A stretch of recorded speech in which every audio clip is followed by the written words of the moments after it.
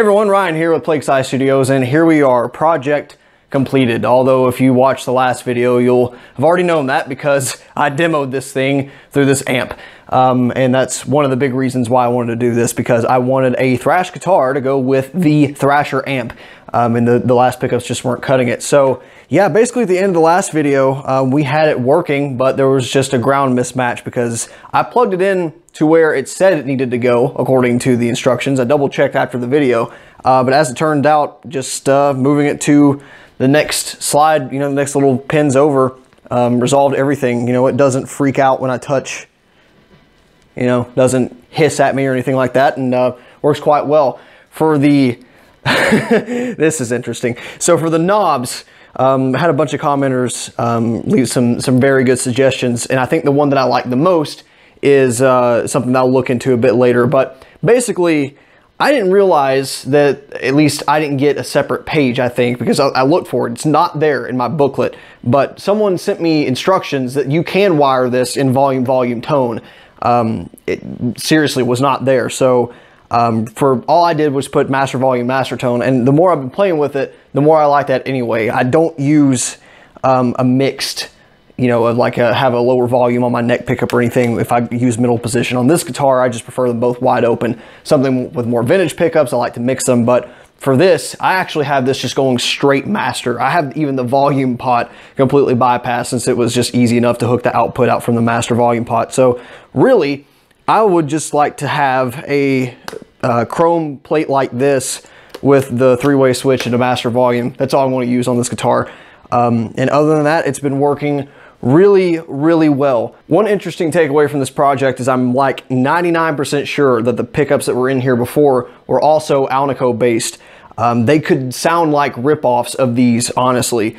And I'm really glad I opted for these pickups though, because it kind of keeps that genty scooped sound that I really liked out of the old ones, but kind of gets rid of the problems of not having enough mids, being too booming the low end, and this takes EQ really well. So what you heard was nothing, no EQ at all, but I've been throwing just like a small boost on the mids, a little dip in the highs, and a little dip in the lows as well, and then like kind of backing out the output just to get a little bit more vintage sound when I'm going through for some more old school tones, and it's been working very well. But overall, I'm very pleased with this upgrade, although it came with way more hardware than I ended up needing, and of course it was a little bit of a pain in the ass to get the routing correct, but overall it's turned out quite well. So I guess we'll jam a little more on it, shall we?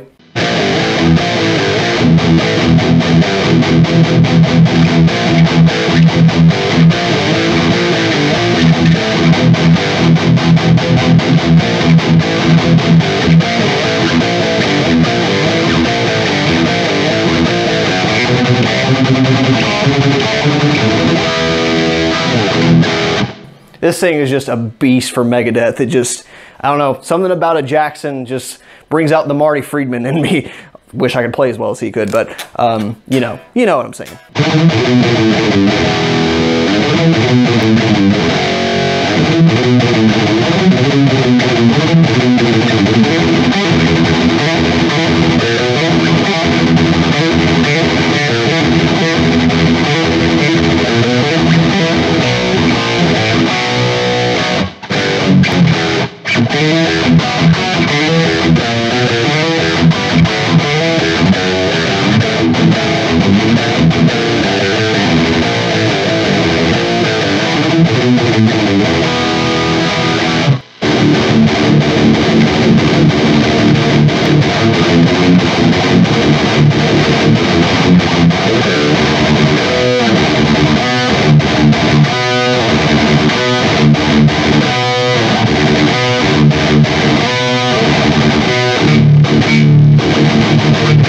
So this pickup swap has definitely helped me get even more enjoyment out of this guitar, but a couple more things I did. I spent a little bit more time adjusting the Floyd Rose, which I don't know why I didn't just spend like 20-30 minutes beforehand to tweak a little bit more, but I got the action just perfect.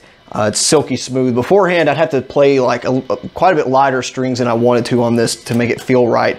And just on a whim, I threw the normal strings I'd be using on anything else I play in C or D standard.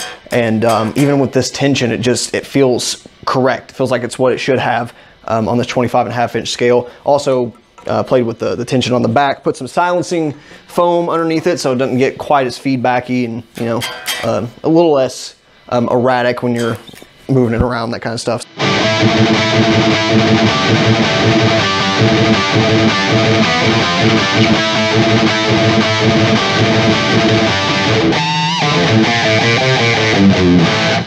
Is that sacrilege to play a Jakey Lee riff on a Rhodes guitar? Probably going to hell now.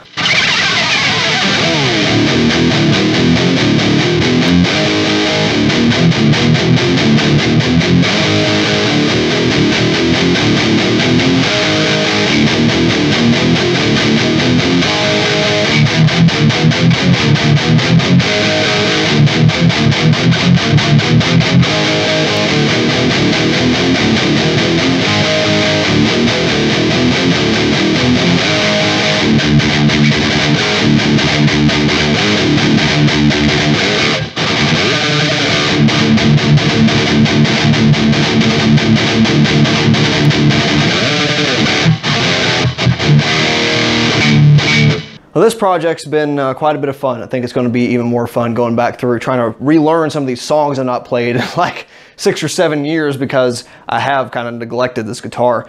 And you know, it's kind of one of those things like Hetfield has with his, I think it's an Electra Flying V, that white V that he played on Kill 'Em All and Ride the Lightning. Cheap knockoff guitar, you know, disposable for anyone else, but it just had that mojo. It just sounded cool. It played uniquely. And he still, you know, still has it. It's like a 40-year-old instrument at this point. Doesn't tour with it or anything, but there's videos of him jamming on it, and I feel like this kind of fits that. It doesn't even sound a whole lot like other Jackson V's, especially the set neck ones. It's a $250-ish, no, I paid less than that, $250-ish pawn shop instrument. And because of that, again, I wouldn't say that's necessarily the best investment, but it's like, you know, I grew up with it kind of thing. A lot of my monumental learning experiences were on this very instrument, so I feel like I owe it a little bit of love and tender care. So, and before we go, I did see at least one of you on the last video say that you would be interested in seeing an ebony die on the fretboard just to see what would happen. I've seen some people do it, and really what's stopping us from doing the neck, got to take off a little bit of the finish, but might be worth a shot. Who cares? If I break a neck, I can get another one. It's not the end of the world. We've got to repair that anyway, more permanently. So yeah, we might do that in a little bit. I don't really want to use permanent wood dye or stain in an apartment, so we might be waiting a little bit on that one. But for now, it's definitely more playable than it was. I've had a lot of fun jamming around on it, and hopefully we'll be in a few more videos because of that. Anyhow, if you've watched this whole series, you're a freaking trooper. If not, and you want some giggles at my misfortunes, then you can go and watch the first two. Keep you hopefully entertained for a little while. And other than that, appreciate you watching as always. Questions, comments, all that good stuff down below. See you next time. Bye.